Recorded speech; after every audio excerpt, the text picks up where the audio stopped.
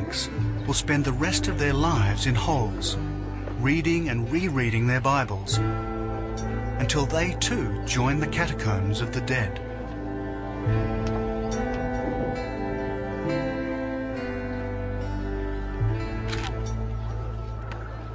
Can you imagine it? They made this just with a hammer and chisel, and this is volcanic rock. If anything is an act of faith, this is.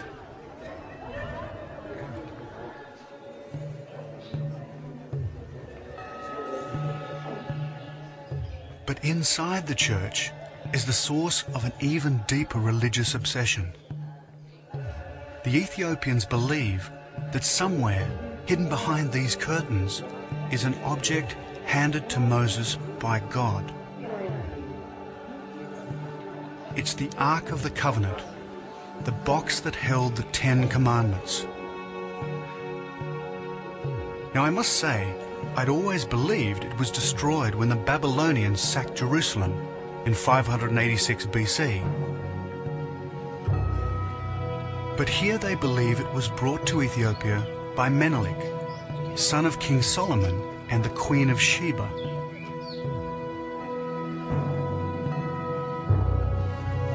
All over Ethiopia, hundreds of churches claim to possess it.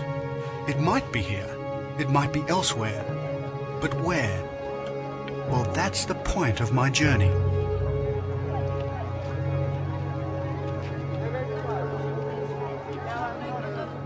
Tomorrow, I set out through the 12 days of Christmas on a pilgrimage.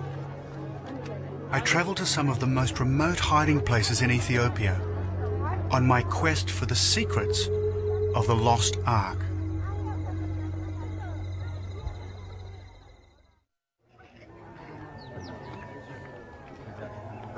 Dawn on the first day of Christmas, and our pilgrimage is underway as we set out from Lalibela to the ancient Ethiopian city of Gondar. 200 miles or 320 kilometers is not a huge distance, but it's a long way to walk.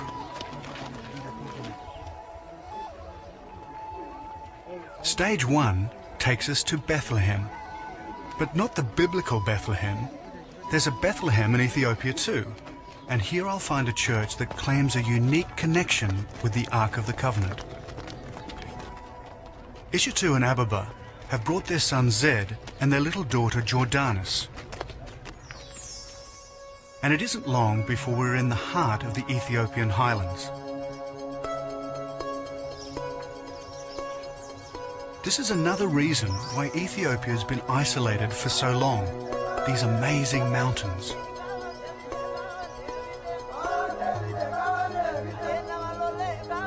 They're a natural barrier to invaders and explorers. And that includes people like me, investigating the legend of the lost Ark. You know, if you were going to hide an object that was at the core of 3 of the world's great religions, this wouldn't be a bad place to do it.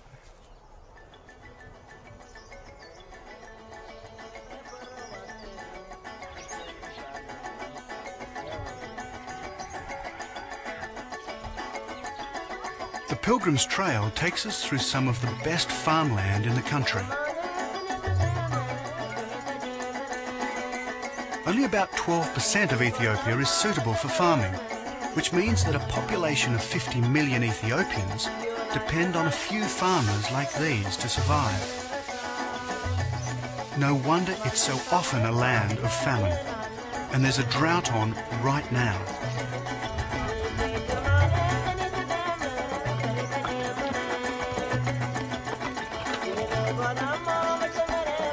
These farming methods have hardly changed since biblical times.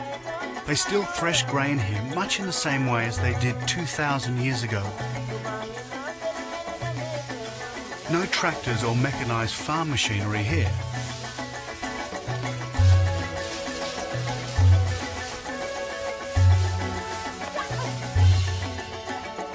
By now we've done about 12 miles or 20 kilometers. And the journey's beginning to take its toll on the youngest member of the group. Would you like me to take Jordan? Sure. Oh, you're getting very heavy. So why do it all on foot? Well, to achieve real redemption, a pilgrim must make a genuine effort. The more we walk, the closer we get to God, and the closer we get to our first destination, Bethlehem.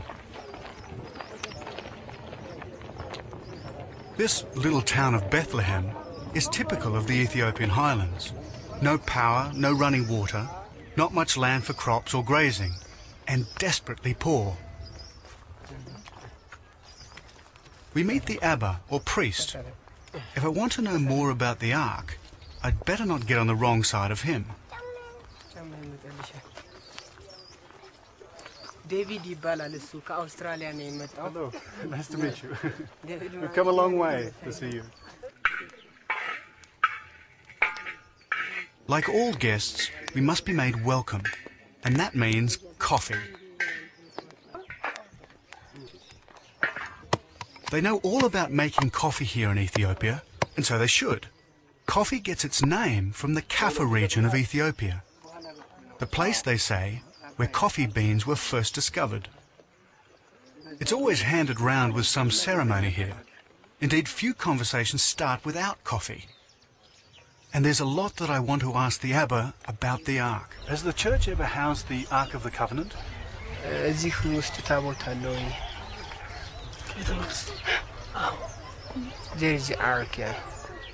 Yes, maybe. But I thought the genuine Ark, the one taken from the temple in Jerusalem, was supposed to be in Lalibela. There's ark here in the church because every church they have their own arks, and we use one ark for this church. So each church has its own Ark. Fair enough. But isn't there supposed to be only one Ark? The one brought down from Mount Sinai by Moses. Has this been the resting place of the central Ark? ታቦቱ እዚህ ነው አሁን ያለው. Okay, right. But isn't there some confusion? There are now two churches, both claiming the genuine Ark. Since we are Christian, this is our ark, he says. But surely the Ark can't be in 100 places at once. Is he speaking literally or metaphorically? Both, he says. Now this is really confusing.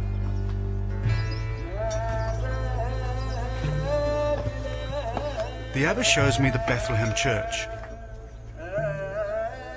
It was built by people from Israel in the 3rd century, he says, by foreigners who wished to protect the Ark, and it's well protected.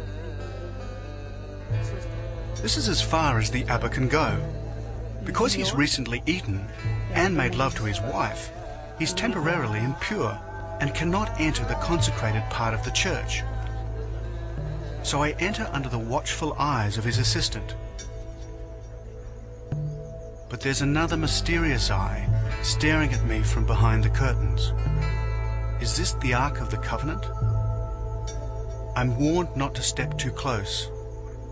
Even for a skeptic like me, it would be wise to obey. But the real point is that these people believe that behind these curtains there's an object that was touched by God and Moses himself. And if I was to go in there and touch it, flames would shoot straight up my nostrils and I'd be burned alive. I move back, just in case I'm zapped by the Ark.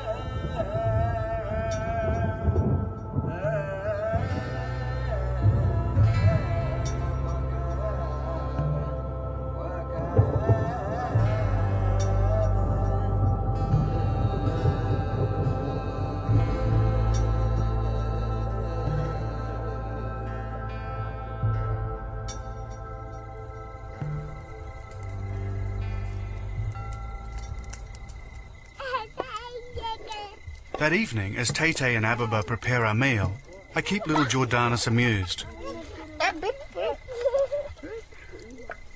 I'm all prepared for a quiet and reflective night around the campfire, when suddenly, out of the shadow come these dancers.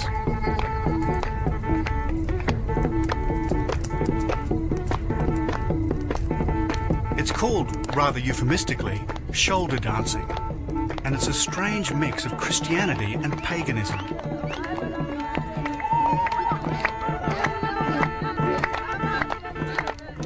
It's a dance about two spirits, one good, the other mischievous. One serves God, the other serves the devil. Suddenly, my pilgrimage is on hold.